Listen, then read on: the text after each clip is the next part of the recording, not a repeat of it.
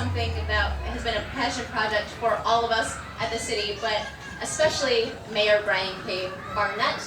I'm not going to go over his resume, but just to let you guys know, this is something that we talk about probably every day in the mayor's office and are physically out here very, very often. Being the preeminent place to live, work, and raise a family is something that is exceptionally important for him. And he has challenged us every day to think about how we create the best experience for our residents and make something that is truly unique for the region, for the state, and even the nation. So without further ado, please give a warm welcome to Mayor Brian K. Barnett.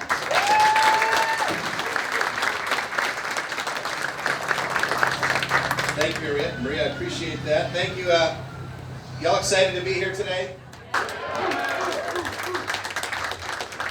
blessed to be the mayor of Rochester Hills for the past 15 years, and I was sitting here trying to think if there's been a ribbon cutting I've been more excited about than this one today, partly because, as Maria mentioned, this has been a passion project, not just for me, but for so many people on our team. So many people have been a part of this project and a part of this story, which continues today.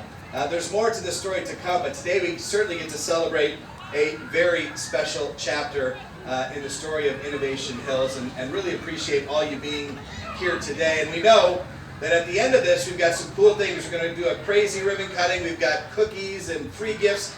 So we're going to try and talk quick. But there are some very important people that I need to make sure we thank, and a little bit of the story that I think is important, so that as you come back to Innovation Hills, hopefully over and over and over, you can understand what it takes to create something like this, and be appreciative of some of the people that have been a part of it. And the group of people that have been a part of this the most, the folks that have really financially supported it, have believed in me and the administrative team as we've cast the vision, have been our Rochester Hills City Council.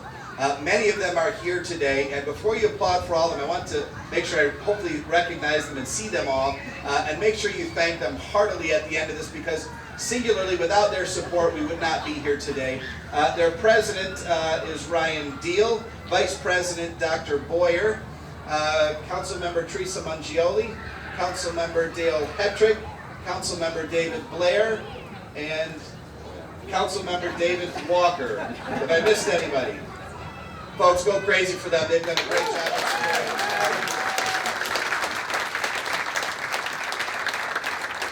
I know it wasn't very long ago that this was a pretty much a vacant piece of property, and only a few folks that lived close to here knew about this sort of singular trail and would walk back there with a pet or a loved one. But we saw a vision here to create a place to recreate and create family moments and an experience with the city of Rochester Hills that didn't exist currently, and a part of our city that was really underparked.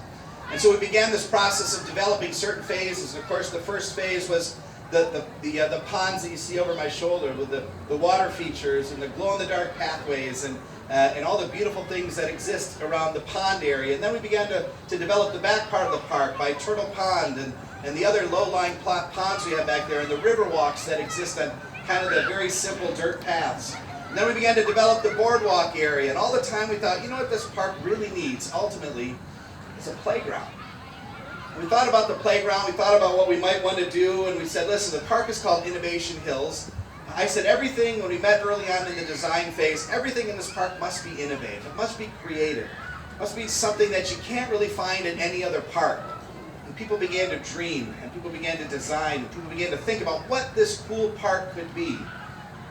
And hopefully you'll see in a few minutes the work that they've created and the place, and hopefully the experience that they've been successful in creating. But it started with a few folks. A gentleman named Ralph Nunez, who began a design of the park in general, laying out the different areas and the experiences. Greg Piperzak, I don't know if he's here today, but the Piperzak team really built this project over the last 6 months, the playground in particular, and of course the areas behind us as well. Support from HRC and from Spalding to Decker, two great teams that have supported the city in so many ways, were instrumental in making sure everything fit and worked together well. And ultimately we even asked the community for their ideas and to contribute. Innovation Hills started to take place, first on paper, then first in ideas, then on paper, and then slowly started to form out of the ground that you see behind you here. And we're excited. we think we've done a good job. We'll know by the 6-year-olds here and 5-year-olds and how many times they drag you to come back. But the Oakland Press called it a park for a new generation, and we're pretty pleased with that title. As I mentioned, this is just one segment of Innovation Hills, one segment of what we hope will continue to be the preeminent place to recreate in Metro Detroit. The place that you want to be, the place that kids want to take their parents and grandparents and create those memories for the future. We couldn't do it without more help than just the design team. Of course, when you design something creative, it's expensive. I'm avoiding all the eyes of the city council right now. But it takes partners, and they challenged me and the administration to find partners to help us make this a reality. We knew if we wanted to do it well, and we knew if we wanted it to be unique, it probably would cost a little bit more money. But we're okay with that, because that's how we do things in the city of Rochester Hills. We want to be innovative, we want to lead, and we want to be unique. We partnered with a lot of different organizations. A couple of folks are here today. JJ Ty from the Ralph Wilson Foundation. Where's JJ? Without your help, sir, we wouldn't be able to do this. Thank you.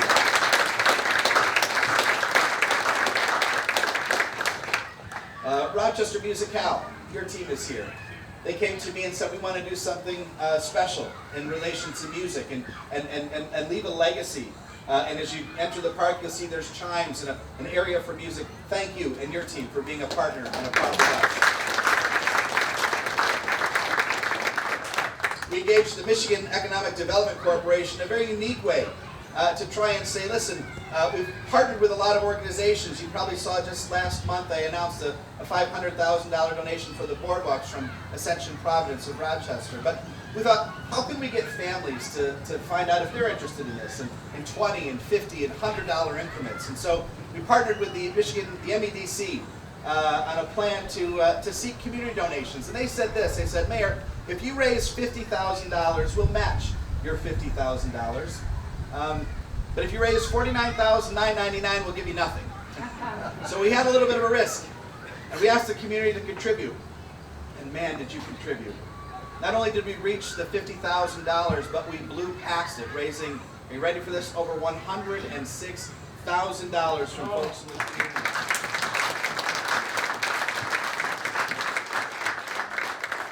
And we met a lot of people along the way. Some great stories. We met the doctors here in the front who came to me from another community and said, you know, we enjoy this park so much, we'd like to contribute. And they wrote a handwritten check, a significant one, to help us reach our goal. That's a great story, and we appreciate that. Then they came back 2 weeks later and said, you know what, we went back again, and we really, really love this park. And they wrote another check just as generous as the first one, two of our most generous donors in the $106,000.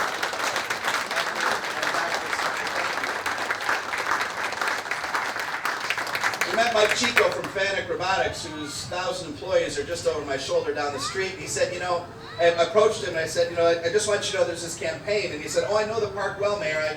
I go there to relax a lot. And the other day I went there on my own and I saw a whole team of our people sitting at a table. And so Fanuc wants to be a part of this, and they contributed a major contribution to help us get to the $100,000. Mike Chico and the team from Fanuc is here. Thank you.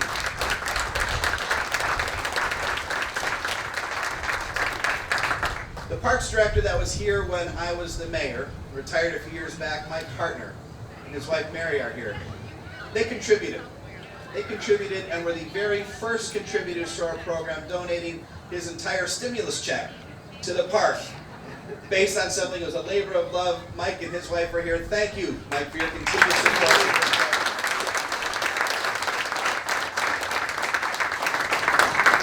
And over and over and over, Pam Olson and my team would tell us every day, Mayor, we got more checks. More checks came in, more donations online. We blew away every other community in the state of Michigan trying to raise money by twofold because of the support we found in the community.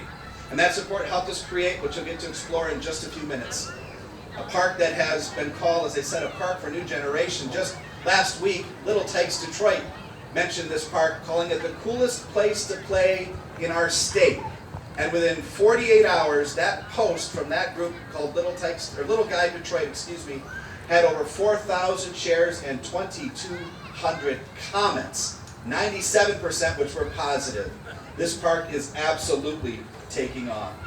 And of course, I get to celebrate it. I come here quite a lot, probably more so than I'm welcome, to just experience and see the impact it's having on our community. But there's an individual whose actual job is to make sure it functions, works well, and that everyone's experience is as exceptional as possible. I'm exceptionally grateful for his leadership, and not just his leadership, but for the leadership provided by all of the parks team here that could not have imagined the additional workload once this playground opened. So to share a few words, again, thank you, Ken, for your leadership. Our Director of Parks, Ken Elward.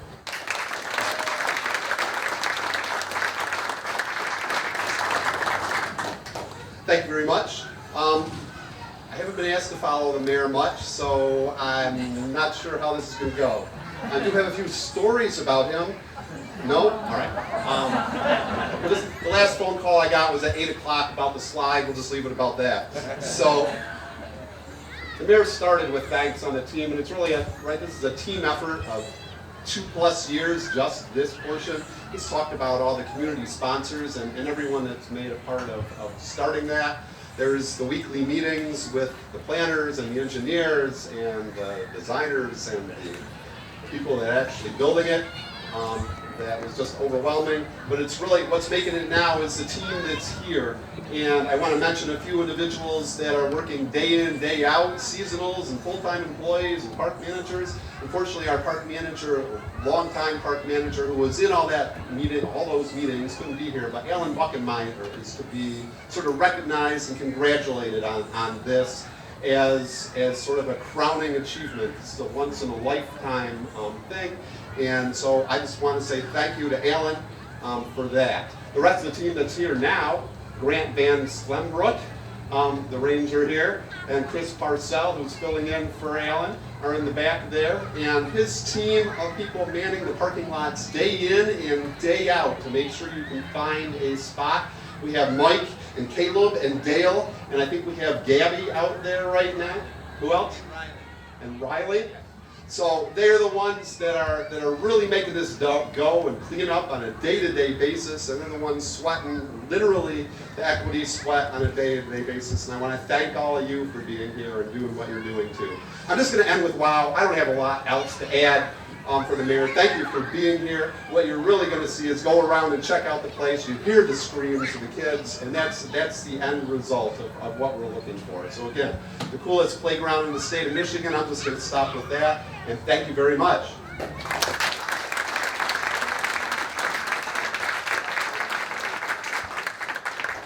As you walk through the park, you'll see I'm a student of Walt Disney. I worked at Walt Disney in college, Walt Disney World in college, and some of the elements you might see, the glow-in-the-dark pathway. We have more glow-in-the-dark pathway than you'll find anywhere between here and Walt Disney World. If you've ever been to Animal Kingdom, that was sort of the inspiration for the design of the Tree of Life there in the center, and then sort of entering in the front and having a dramatic entrance as people come into the park are all things that were sort of stolen from concepts of Walt Disney and Walt Disney's inspiration and dream. The other thing that we wanted to make sure we did when we developed this park was to make sure that it was something that everyone could enjoy. When I say everyone, of course, Ken was mentioning the fact that I came one night after it was closed and tried all the slides before it was open. So certainly it's good for all ages, but we also wanted to make sure that it was an enjoyable experience for people of all abilities. And so early on in the concept, we began talking with all sorts of folks to gain perspective. The Michigan Autism Alliance, OU Cares, Dutton Farm, and many other folks that represent populations that don't get to enjoy playgrounds as much as they possibly should or possibly could. And we wanted to make sure that in our design we were intentional about being accessible for all.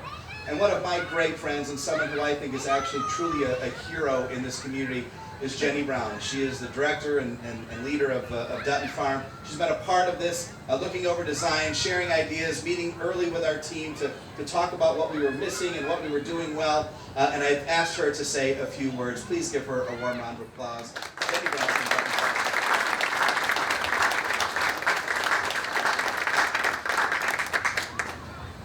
Well, first of all I can say is, wow, this is absolutely emotional and incredible, And it's amazing to see what great leadership from the council and Mayor Barnett and the community can do when they decide that something is important to them. And I have to say, Brian, you are second to none when it comes to leadership and your intentionality and how much you care about people, your constituents, and making sure you do everything with excellence. And I've yet to see a better leader than you, Brian. But yes, I'm the CEO of an organization that really is intentional about providing community access and workforce development opportunities for adults with different abilities. And we are always looking for good opportunities to access our communities. And Rochester Hills has always been such a leader in innovation and equity and inclusion for not only us, but just individuals in general who have different abilities. And so this park, when I first heard about it, I was so excited, and I knew if anybody was going to get it done, it was Rochester Hills. So we have a pandemic, all of this money that needs to be raised, and still this amazing park is developed and completed. And we have had so many visits from the individuals in our program, our participants, to this park. And I love the idea that children with and without disabilities can come together and play and build relationships and become friends. And that is going to leave a legacy of change and rewriting so many narratives for generations to come, because it's normalizing people with disabilities just being in our communities as just regular people having fun. And this playground represents so much change that's going to be impacted in the community because of the leadership of Rochester Hills. So we have used this park so many times, and the reviews from our participants in our program have been so glowing. We just don't bring sidewalk chalk anymore, but because we used some sidewalk chalk and it got a little hairy, but we have removed sidewalk chalk from the premises. But it is absolutely incredible what has been done here, and I'm so grateful to have been such a small part of it. And all I have to say is well done to the team. I thank you for your intentionality to the picnic tables, to the swings, to the seesaws, and thinking about my community that I care about so much. I have the greatest respect and gratitude for City Council and the leadership at Rochester Hills. Thank you.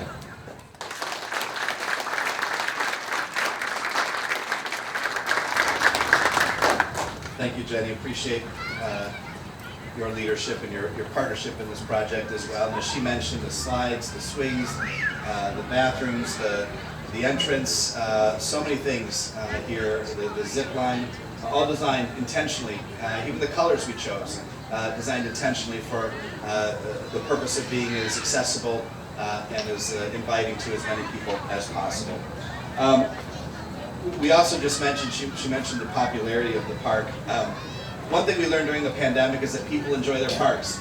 Last year, 2020, our park attendance was up, listen to this number, 300%. 300%. And this year so far, we're up 30% over that number of 300% the year before.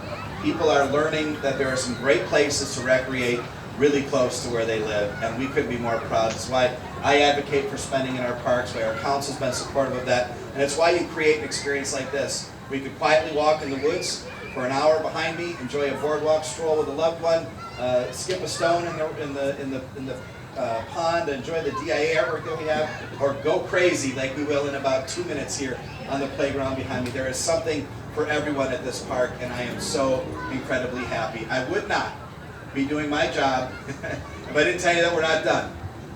We are going to continue to invest in this park. I'm currently working on the next phase, which is a rope bridge across to the back 40. There's 40 acres on the other side of this property, and we have a really exciting opportunity to create and open and access some pedestrian access to some beautiful, pristine green space that we want to keep as natural as possible with just some pathways to enjoy them. Another 40 acres, almost half the size of the park that we've developed in the front. And if you know me, I'm looking to raise money today, so I'm looking for people right now because this has been an amazing project and this dream continues. We are so excited about what we've already, probably stressing Ken out already. Can we just enjoy this phase, please? But we can. This is absolutely a dream come true. I'm so excited that so many of you are here. I have one last request of you. Any kids, anybody under the age of 12 that wants to help me with the actual ribbon cutting, I need all of you to come forward right now because we're going to do something really cool together. And if you do it with me, I'm going to promise you lots of cookies. So if you would all do me a favor, we are going to, the kids and I are going to gather on the other side of this entrance, and then we are going to turn on some crazy fun music, and we are going to come running through this thing as the official ribbon cutting and the official opening of this park. If you want to gather around here for some good pictures, we certainly will probably be a good spot for that. Over here at the table, we have a gift for each and every one of you, a very special limited edition Innovation Hills gift, and hope that you'll come back here, tell your friends and loved ones about this place, and tell them mostly about our city. We love when people brag about the city of Rochester Hills because you know what, we're pretty proud of this community, and thank each of you for the role you've had in making this dream come true. So let me ask you, are you ready for an actual pretty cool ribbon cutting today in the park?